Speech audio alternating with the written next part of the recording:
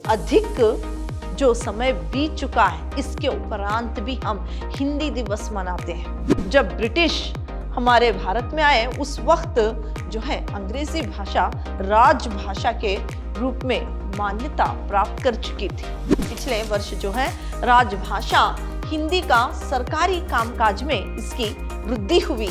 होना तो ये चाहिए ताकि हम पूरा वर्ष हमारी जो राजभाषा है, जनमन की भाषा है, इसी भाषा में काम करते और अंग्रेजी दिवस मनाते।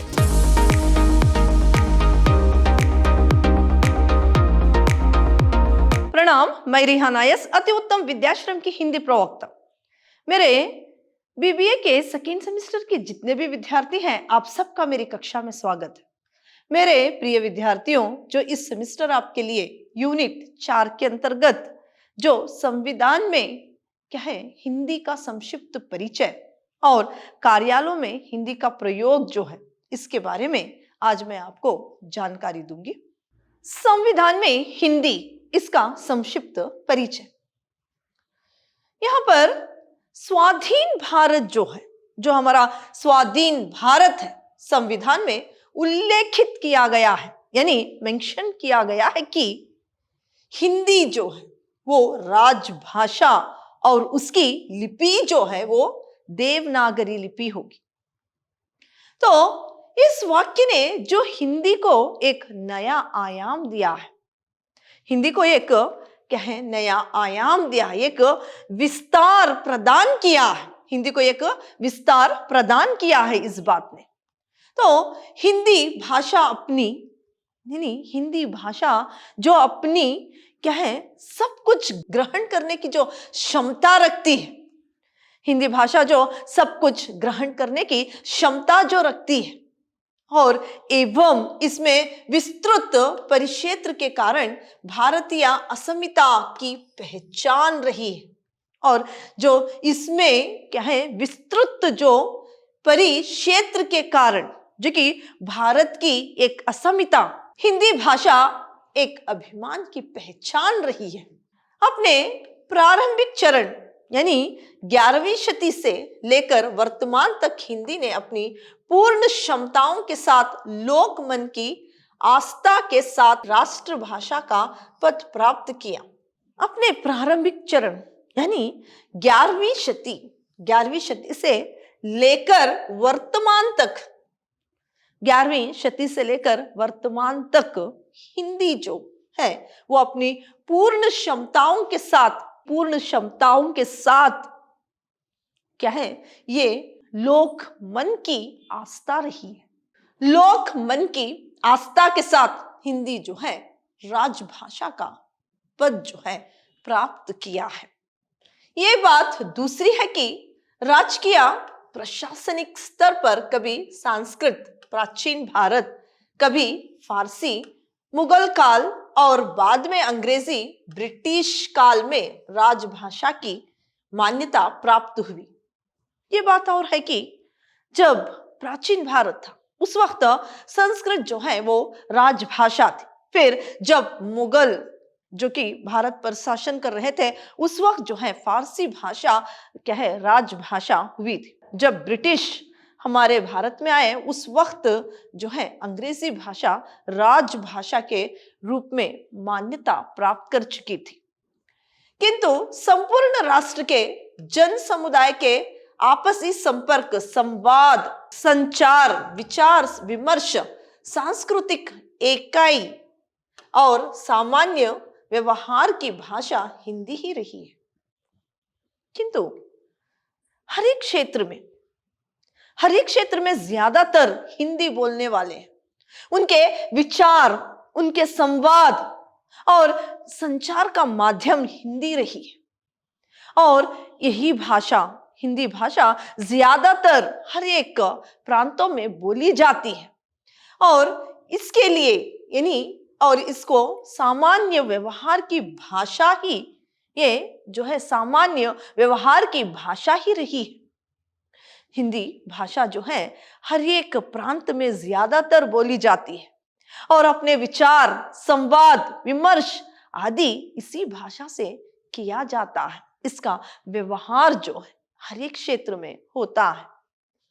इसी कारण आधुनिक भारत के राजनीतिक, साहित्यिक, सामाजिक प्रतिनिधियों ने एक मत से हिंदी को राष्ट्र की एकता का सर्वोपरि माध्यम स्वीकार किया। तो इसी कारण जो हिंदी ज्यादातर सभी लोग बोलते हैं, समझते हैं, इसमें अपने विचारों का आदान प्रदान करते हैं, इसी कारण जो है क्या है, आधुनिक भारत के जो राजनीतिक और साहित्यिक, सामाजिक प्रतिनिधियों ने एक मत होकर राष्ट्र की एकता का सर्वोपरि माध्यम जो है, यानी इस भाषा को स्वीकार किया है। सर्वोपरि माध्यम के रूप में इस भाषा को क्या है, स्वीकार किया है। लोकमान्य तिलक, दयानंद, बंकिम चंद्र चट्टोपाध्याय, महात्मा गांधी जी, जवाहरलाल नेहरू आदि सभी ने केशव चंद्र सेन के इस प्रस्ताव पर आस्था रखी कि हिंदी ही अखिल भारत की जातीय भाषा या राष्ट्र स्वाधीन भारत के अंतर्गत 1949 में भारत के गवर्नर जनरल से राजगोपालाचारी ने नेशनल लैंग्वेज शब्द के समांतर स्टेट लैंग्वेज शब्द का सर्वप्रथम प्रयोग किया। तो यहां पर देखिए, लोकमान्य तिलक और जो है जवाहरलाल नेहरू जी, गांधी जी और बंकिम चंद्र चट्टोपाध्याय और जो है यहाँ पर क्या है, महात्मा गांधी और दयानंद जी, ये सब जो है क्या है, केशव चंद्र सेन के इस प्रस्ताव पर अपनी आस्था रखी और आस्था रखते हुए हिंदी ही अखिल भारत की जातीय भाषा, हिंदी ही अखिल भारत की क्या है, जातीय भाषा या राष्ट्र स्वाधीनता भारत के अंतर्गत 1949 में भारत के गवर्नर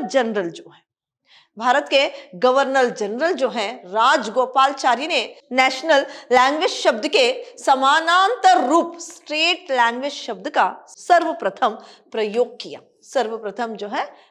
किया था। तो यहाँ पर जो केशव चंद्र सेन के जो प्रस्ताव को इन सब लोगों ने माना और जो है गवर्नर जनरल राजगोपालाचार्य जी ने नेशनल लैंग्वेज शब्द के समांतर स्टेट लैंग्वेज शब्द का सर्वप्रथम प्रयोग किया। संविधान सभा की कार्यवाही के हिंदी प्रारूप में स्टेट लैंग्वेज शब्द का हिंदी अनुवाद राजभाषा किया गया। जो संविधान सभा की कार्यवाही के हिंदी प्रारूप में स्टेट लैंग्वेज शब्द का हिंदी अनुवाद राजभाषा जो है इसको किया था, हिंदी अनुवाद जो है राजभाषा किया गया था। फिर बाद में ऑफिशियल लैंग्वेज, फिर कालांतर में इसे व्यवहारिक हिंदी, प्रयोजनीय हिंदी और प्रयोजन मूलक हिंदी नाम दिया गया। इसके बाद जो है ऑफिशियल लैंग्वेज का नाम दिया गया। फिर इसके बाद जो है इसी को जो है प्रयोजनीय हिंदी और प्रयोजन मूलक हिंदी के नाम से भी जाना गया और फिर क्या है व्यवहारिक हिंदी भी इसे नाम दिया गया। राजभाषा हिंदी की संवैधानिक स्थिति, तो हमारे देश का संविधान 2 वर्ष 11 माह तथा 18 दिन की अवधि में निर्मित हुआ तथा 26 जनवरी 1950 को लागू हुआ था।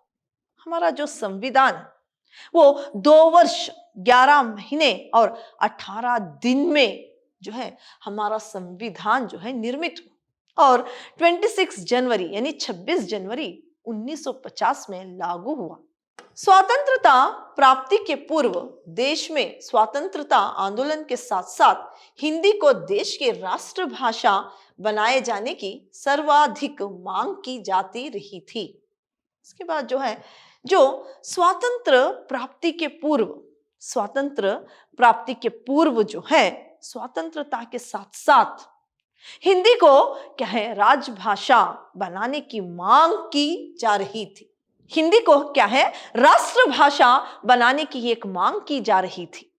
संविधान निर्माताओं ने हिंदी को राष्ट्रभाषा बनाए जाने की मांग को दृष्टिगत रखते हुए संविधान सभा ने 1949 को हिंदी की संघ की राजभाषा स्वीकार करते हुए राजभाषा हिंदी के संबंध में प्रावधान किया।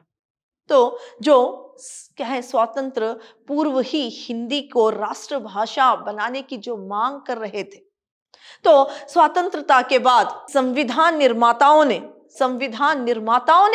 क्या है, हिंदी को राष्ट्रभाषा बनाए जाने की जो मांग हो रही थी, इसी कारण इसको क्या है, संविधान सभा ने 1949 को हिंदी की जो संघ है इसे राजभाषा स्वीकार करते हुए राजभाषा हिंदी के संबंध में प्रावधान किया।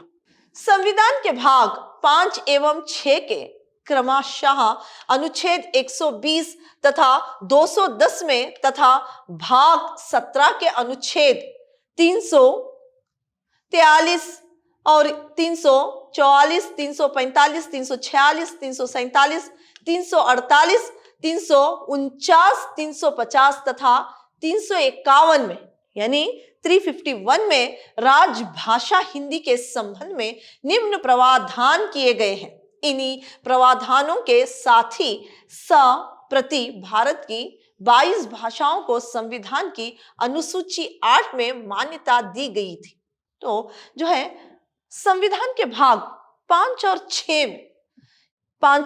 6 के क्रमांश में क्या है, अनुच्छेद 120 तथा 210 में भाग जो 17 के अनुच्छेद में 343, 344, 345, 346, 347 और 348, 349, 350 तथा 351 में राजभाषा हिंदी के संबंध में निम्न प्रावधान किए गए।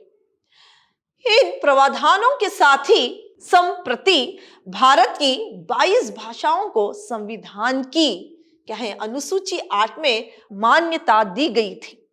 8 भाषाओं को क्या है, मान्यता दी गई थी।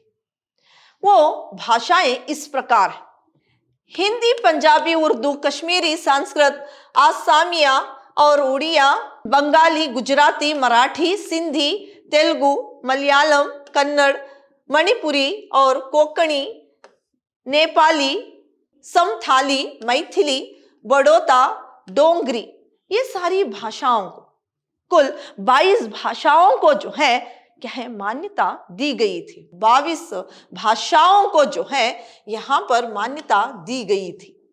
अनुसूची क्या है, अनुसूची 8 में इन सारी 22 भाषाओं को मान्यता दी गई थी। सन 1967 में 21वें संविधान संशोधन द्वारा सिंधी भाषा 8वीं अनुसूची में जोड़ी गई थी। फिर 1967 में 21वें संविधान संशोधन द्वारा सिंधी भाषा को क्या है, जोड़ी गई थी। फिर सन 1992 में यानी 1992 में 71वें संविधान संशोधन द्वारा कोंकणी, नेपाली तथा मणिपुरी भाषाएं 8वीं अनुसूची में जोड़ी गई थी।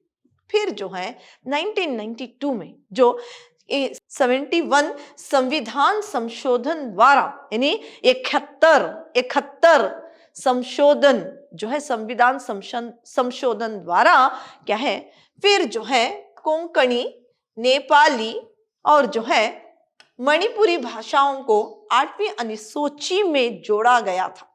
फिर सन 2003 में 92 में संविधान संशोधन द्वारा मैथिली, बोडो तथा डोंगरी भाषाएं 8वीं अनुसूची में जोड़ी गई थी।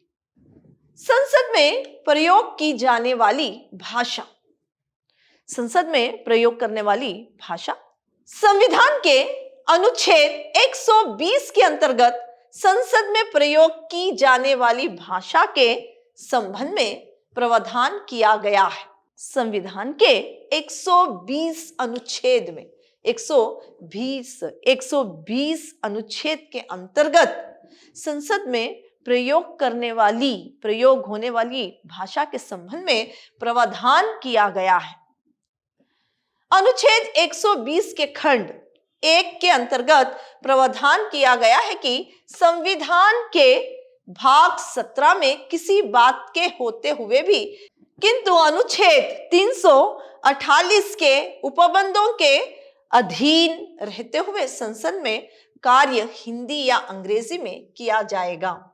तो यहाँ पर जो है अनुच्छेद 120 और खंड 1 के अंतर्गत प्रावधान किया गया है कि संविधान के भाग 17 में किसी बात के होते हुए भी, किंतु अनुच्छेद जो है 348 के उपबंधों के अधीन रहते हुए संसद में कार्य हिंदी या अंग्रेजी में होगा। इस तरह का प्रावधान किया गया।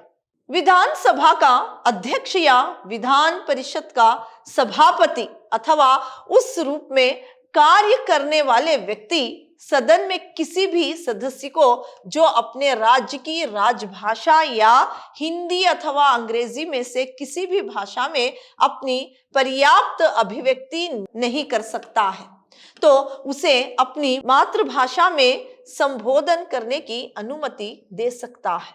तो यहाँ पर विधानसभा का अध्यक्ष या विधान परिषद का सभापति अथवा उस रूप में कार्य करने वाला कोई भी व्यक्ति जो है सदन में किसी भी एक सदस्य जो है वह राजभाषा हिंदी अथवा अंग्रेजी में अंग्रेजी में किसी भी भाषा में अपनी पर्याप्त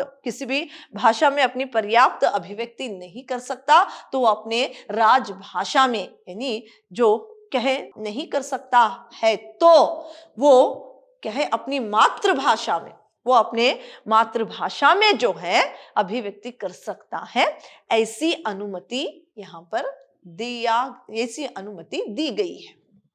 अगर संसद में कोई एक सभापति हो या अध्यक्ष हो, वो हिंदी या अंग्रेजी भाषा में कोई भी एक विषय को अभिव्यक्त नहीं कर सकता है, तो वो अपनी मातृभाषा में अभिव्यक्त करने की अनुमति जो है वो दी गई है। संघ की राजभाषा। संविधान के भाग 17 के अनुच्छेद 343 से 351 तक में राजभाषा संबंधी प्रावधान किए गए हैं। संविधान के अनुच्छेद 373 यानी 373 के अंतर्गत संघ की राजभाषा के संबंध में प्रावधान किए गए। संविधान के भाग 17 के अनुच्छेद और 343 से 351 तक 351 तक राजभाषा संबंधी प्रावधान किए गए हैं। संविधान के अनुच्छेद 373 के अंतर्गत संघ की राजभाषा के संबंध में प्रावधान किए गए हैं। अनुच्छेद 343 के खंड के अनुसार देवनागरी लिपि में लिखित हिंदी संघ की राजभाषा है। तो अनुच्छेद 343 के अंतर्गत जो देवनागरी लिपि में लिखित हिंदी संघ की राजभाषा है, संघ के शासकीय प्रयोजनों के लिए प्रयोग होने वाले अंकों का रूप होगा और जो है संघ के शासकीय प्रयोजनों के लिए प्रयोग होने वाले अंकों का प्रयोग होगा। तथापि संविधान के इस अनुच्छेद के अनुसार 343 के खंड के अंतर्गत ये भी प्रावधान किया गया है 15 वर्ष की अवधि में भी अर्थात 26 जनवरी 1965 से पूर्व भी राष्ट्रपति आदेश द्वारा किसी भी राजकीय प्रयोजन के लिए अंग्रेजी के साथ साथ देवनागरी रूप के प्रयोग की अनुमति दे सकते हैं। तो यहाँ पर जो है अनुच्छेद जो संविधान के इसी अनुच्छेद के अनुसार 343 यानी 343 के खंड के अंतर्गत ये प्रावधान किया गया है 15 वर्ष की अवधि में अर्थात 26 जनवरी 1965 से पूर्व भी राष्ट्रपति आदेश द्वारा किसी भी राजकीय प्रयोजन के लिए अंग्रेजी के साथ साथ देवनागरी रूप के प्रयोग की अनुमति दे सकते हैं। यानी देवनागरी रूप के प्रयोग की अनुमति दे सकते हैं, यानी हिंदी भाषा जो कि देवनागरी लिपि है इसे क्या है दे सकते हैं, इस यानी लिखने की अनुमति अंग्रेजी के साथ हिंदी देवनागरी लिपि क्या है लिख सकते हैं, इसकी अनुमति दी गई है। अनुच्छेद 343 के संघ की राजभाषा हिंदी और लिपि देवनागरी होगी। संघ की राजकीय प्रयोजन के लिए प्रयोग होने वाले अंकों का रूप भारतीय अंकों का अंतरराष्ट्रीय रूप होगा। फिर अनुच्छेद आर्टिकल 343 के अंतर्गत संघ की राजभाषा जो है हिंदी होगी और लिपि देवनागरी होगी और संघ की राजकीय प्रयोजनों के लिए प्रयोग होने वाले अंकों का रूप जो है भारतीय अंकों का अंतरराष्ट्रीय रूप होगा।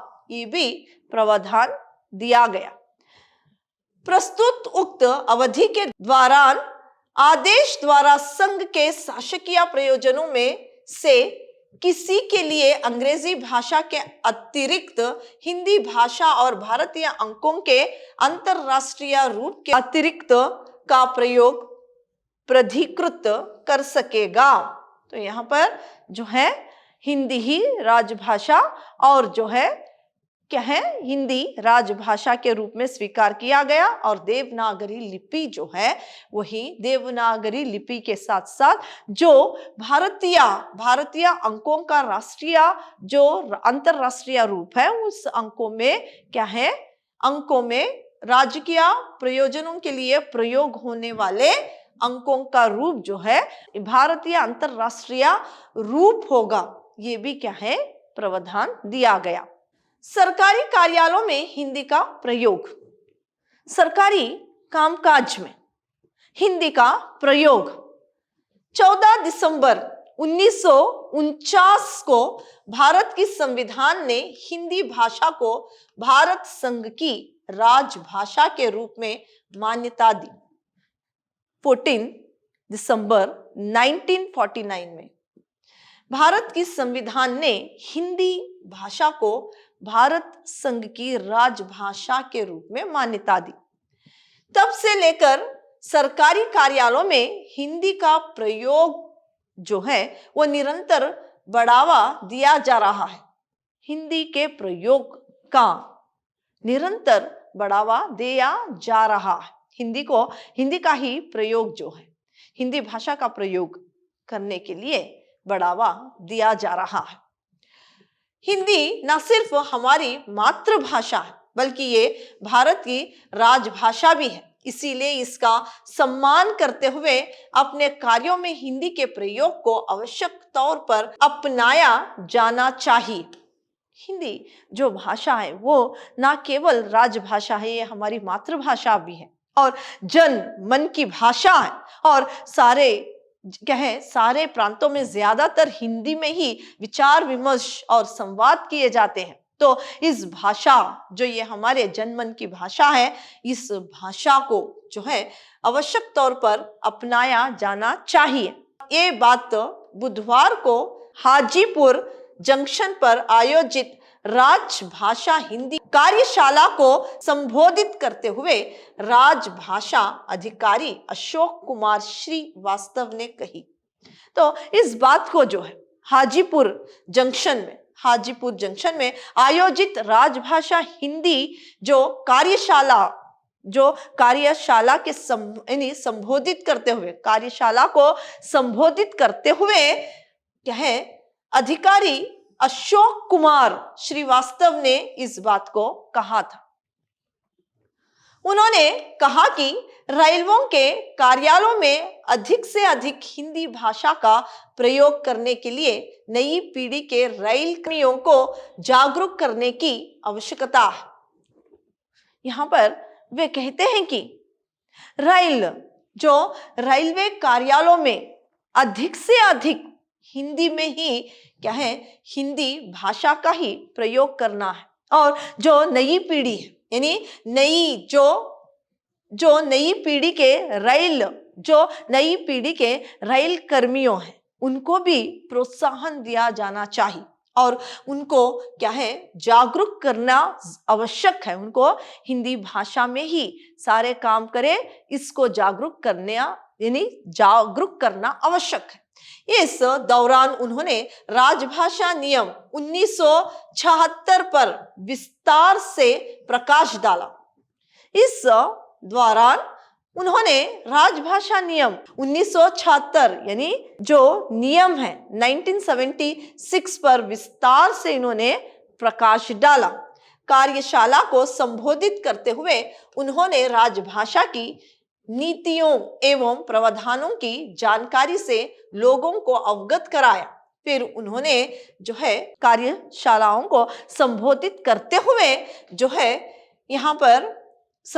करते हुए लोगों को अवगत कराया। कार्यशालाओं को संबोधित करते हुए इन्होंने राजभाषा की नीतियों तथा प्रावधानों की जानकारी से लोगों को अवगत करवाया। फिर मौके पर राजभाषा अध्यक्ष डॉक्टर सी.डी. सिम ने राजभाषा अधिनियम 1963 के प्रावधानों पर विस्तार से चर्चा की। फिर जो इसके जो अध्यक्ष थे डॉक्टर सी.डी. सिम ने राजभाषा अधिनियम 1963 के प्रावधानों पर विस्तार से इन्होंने चर्चा की। हिंदी को राजभाषा के रूप में स्वीकार किए 60 वर्ष से अधिक बीत चुके हैं, परंतु अभी भी इसे अपने गौरवपूर्ण स्थान पर पहुंचना बाकी है। हिंदी को राजभाषा के रूप में स्वीकार किए 60 साल हो गए हैं, लेकिन फिर भी हिंदी को अपने गौरव को प्राप्त करना आवश्यक है। हिंदी जो है वो अपने गौरवपूर्ण स्थान पर पहुंचना अभी बाकी है। इसका सरकारी कार्यालयों में अधिक से अधिक प्रयोग होना बाकी है।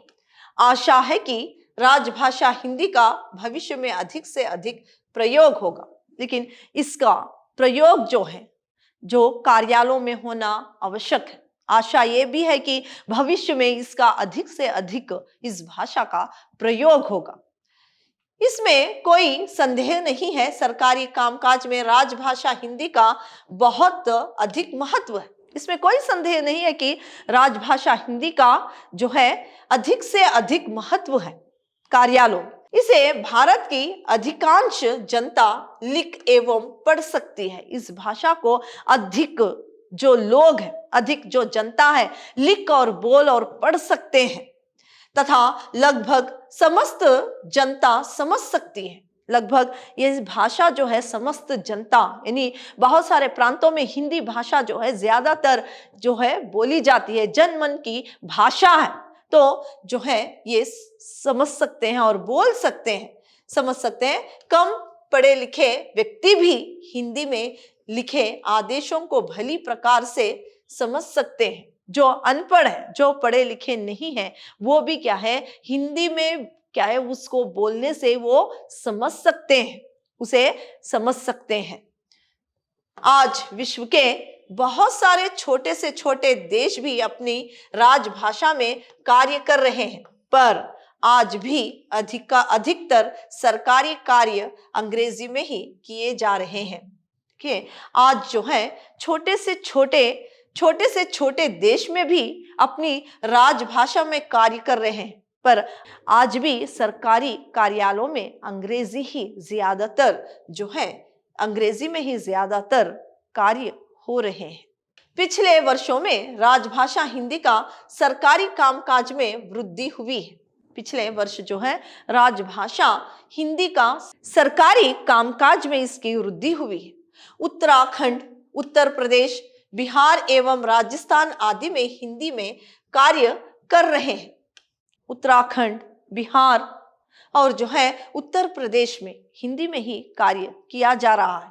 केंद्र सरकार में भी हिंदी का प्रयोग बढ़ रहा है और केंद्र सरकार में भी क्या है, केंद्र सरकार में भी हिंदी का प्रयोग बढ़ रहा है। परंतु आज भी बहुत कुछ किए जाने की आवश्यकता है, लेकिन आज भी इस भाषा को अपने गौरवपूर्ण यानी स्थान को प्राप्त करना आवश्यक है। आज भी इसके लिए कुछ यानी आज भी बहुत कुछ किया जाने की आवश्यकता आ पड़ी है।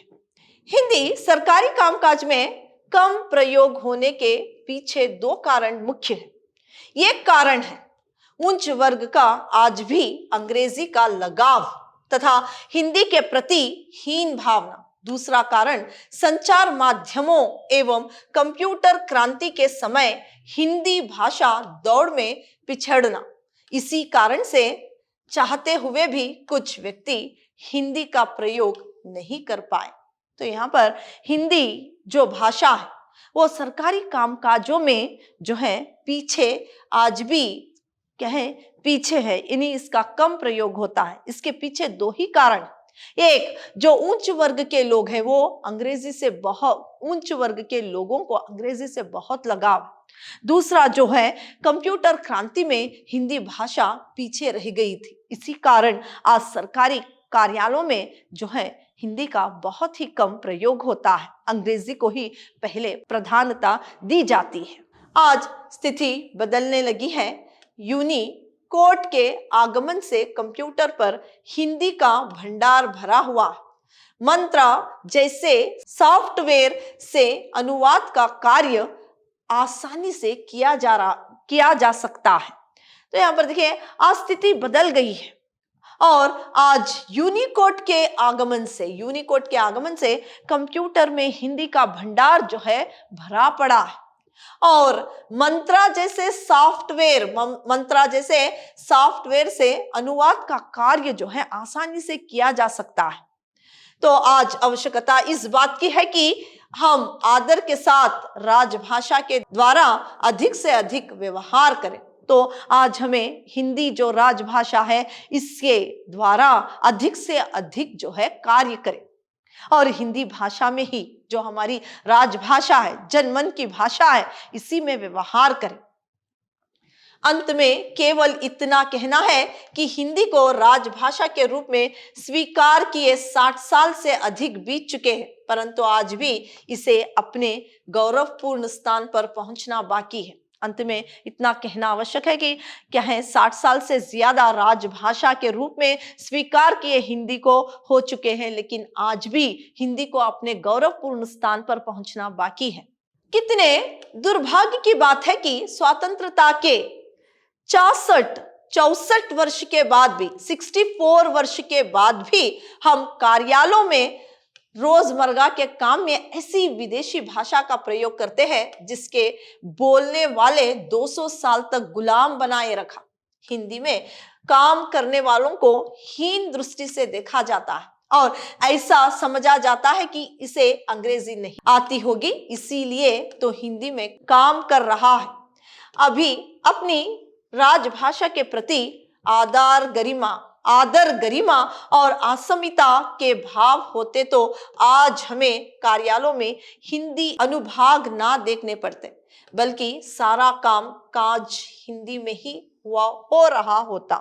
तो कितने दुर्भाग्य की बात है कि आज जो कि हमारा आज कितनी दुर्भाग्य की बात है कि स्वतंत्रता के 64 वर्षों के बाद भी 64 वर्षों के बाद भी क्या है, आज रोजमर्रा के काम में ऐसी विदेशी भाषा का प्रयोग किया जा रहा है, अंग्रेजी भाषा का, जो कि अंग्रेजों ने हमें 200 साल तक अपना गुलाम बनाकर रखा, हम पर बहुत प्रकार के जुल्म किए। आज भी हम उसी भाषा में कामकाज कर रहे हैं और जो है हिंदी में काम करने वाला, और दूसरी बात यह है कि हिंदी में काम करने वाले को जो है हीन दृष्टि से देखा जाता है और यह समझा जाता है कि उसे हिंदी नहीं आती।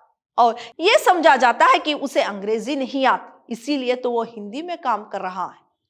अगर हिंदी के प्रति आदर, सत्कार और क्या है सम्मानता की भावना होती, सम्मान की भावना होती, तो आज हर एक कार्यालयों में हिंदी में ही काम हुआ करता। सरकार की मान्यता है कि हिंदी का प्रयोग प्रेरणा और प्रोत्साहन के माध्यम से किया जाए और सख्ती ना बरती जाए। इसी का ही परिणाम है कि आज लगभग हर दफ्तर में हिंदी की दुर्दशा है। सरकार की मान्यता है कि हिंदी का प्रयोग प्रेरणा से किया जाए, प्रेरणा और जो है प्रोत्साहन के माध्यम से किया जाए और सख्ती ना बरती जाए। इसी के परिणाम के अनुसार जो है लगभग हर दफ्तर में हिंदी की दुर्दशा है, लगभग हर दफ्तर में हिंदी की दुर्दशा है। स्वतंत्रता के बाद आधी से अधिक शताब्दी व्यतीत हो जाने के उपरांत भी हम हिंदी दिवस मनाते हैं। स्वतंत्रता के बाद जो कि आधी से अधिक जो समय बीत चुका है, इसके उपरांत भी हम हिंदी दिवस मनाते हैं, हिंदी दिवस को मनाते हैं। होना तो ये चाहिए कि हम पूरा वर्ष हिंदी में काम करते और अंग्रेजी दिवस मनाते। होना तो ये चाहिए ताकि हम पूरा वर्ष हमारी जो राजभाषा है, जनमन की भाषा है, इसी भाषा में काम करते और अंग्रेजी दिवस मनाते। तो क्या है, आज मैंने सरकारी कार्यालयों में जो हिंदी का प्रयोग है उसकी स्थिति किस प्रकार है, इसके बारे में और संविधान में हिंदी का जो संक्षिप्त परिचय है, इस पर चर्चा की है। अगली कक्षा में किसी और पाठ के बारे में मैं आपको जानकारी दूंगी। धन्यवाद।